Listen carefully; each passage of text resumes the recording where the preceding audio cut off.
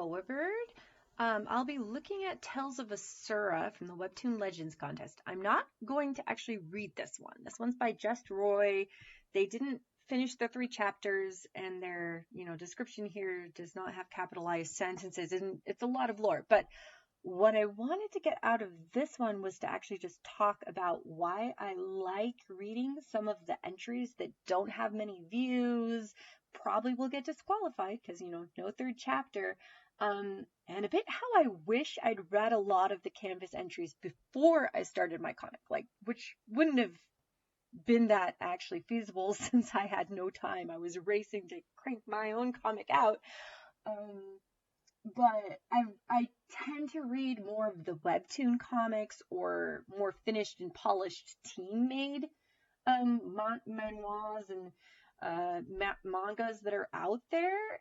And I've only read some Canvas series, and I wish I've read more because they break the mold, so to speak. And there's always something creative you can pick up out of almost every comic, even bizarre ones or surreal ones like Emma the Tree, or like ones that are very rough around the edges, or they have a great concept, but there's always a nugget there. So this one, I just kind of wanted to talk a little bit, and I know I'm rambling, but about what inspired me of this one is how you can take a very common trope, portals opening up all over the world, and still find a fresh angle by focusing on design. Like portals up over all the sorry, it's a typical portal comic. I need to drink some water here. But notice like their world, it's a fantasy world. It's not just Seoul, or am I pronouncing that right? One of the major cities, and it's not a modern time setting like you usually see with the tower climbers, or well, I guess Tower of God's not modern city, but solo leveling or max level newbie, where they're often set in the modern world. This is obviously a fantasy world of some kind, or at least the past.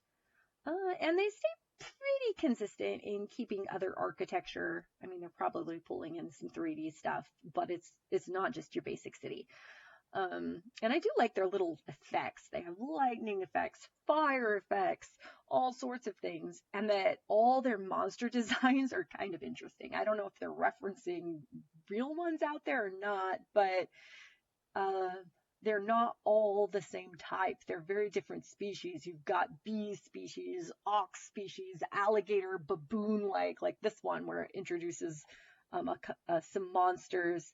They're all different. Like I like how he's all furry and baboon-like, and he's lizard-like, and that they put some thought into that, because it could be very easy when you're cranking out lore and just have tons of monsters to just make them all the same species so you can blend the horde into the background. And I really like that they paid attention to their monster design. I thought that was kind of nice.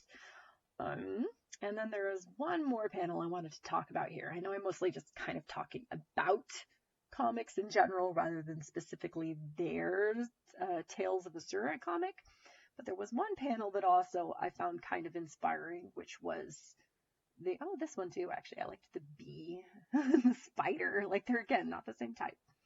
And then we get to somewhere down here, they have the entrance of the immortals, and which also was kind of different. I do think they spent way too long building their lore, but it transitions. It's like not just portals, but then these guys come to help.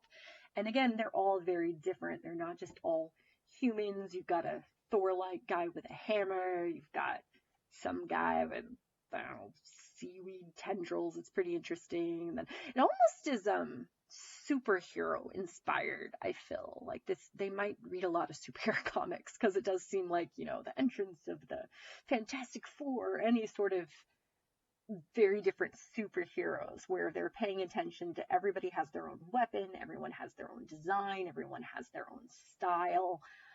And I thought that was a neat touch. So I like reading some of these just out of the way, nobody sees practically comics to see what I can learn from them and pick up.